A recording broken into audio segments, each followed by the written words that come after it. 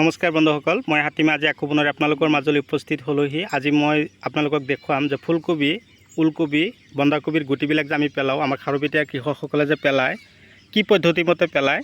তো আজিৰ এই ভিডিঅ'টোৰ মাজতে আপোনালোকে সম্পূৰ্ণ তথ্য জানিব পাৰিব।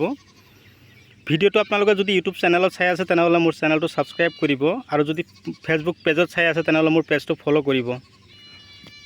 আজি যিটো গুটি পেলোৱা হৈ আছে এইটো হ'ল চেমিনিজ কোম্পানীৰ আণ্ডাৰৱৰ্ল্ড।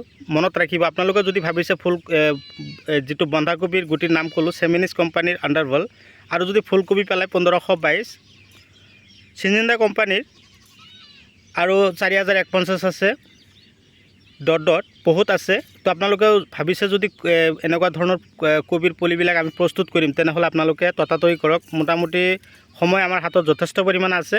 আপোনালোকে অযথা সময় নষ্ট নকৰি আপোনালোকক এনেকুৱা ধৰণৰ পুলিবিলাক পেলাবৰ কাৰণে প্ৰস্তুতি লওক।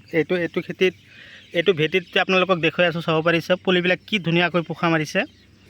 3 দিন পিছতে একদম ধুনীয়াকৈ পোখা মাৰে।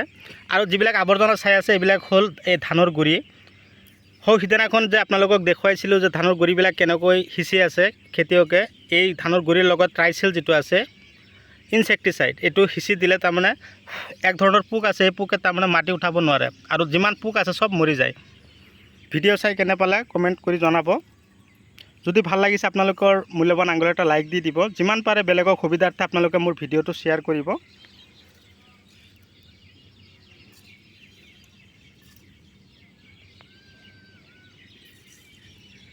এনেকৈ প্ৰথমতে আঁচ টানি ল'ব, তাৰপিছত আপোনালোকে এটা এটা গুটি দিব। বহুত কষ্টৰ মাজেদি আমাৰ খাৰুপেটীয়া কৃষকসকলে কিন্তু খেতি কৰে।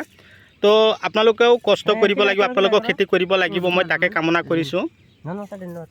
এতিয়া মই গুটিৰ পেকেটটো আপোনালোকক দেখুৱাই আছোঁ কোনটো গুটি পেলোৱা হৈছে। এইটো হ'ল বন্ধাকবিৰ পুলিবিলাক আমি এনেকৈ পেলাওঁ। ফুলকবিৰ গুটি আকৌ বেলেগ পদ্ধতিমতে পেলাব পাৰে, এইটো পদ্ধতিমতে পেলাব পাৰে।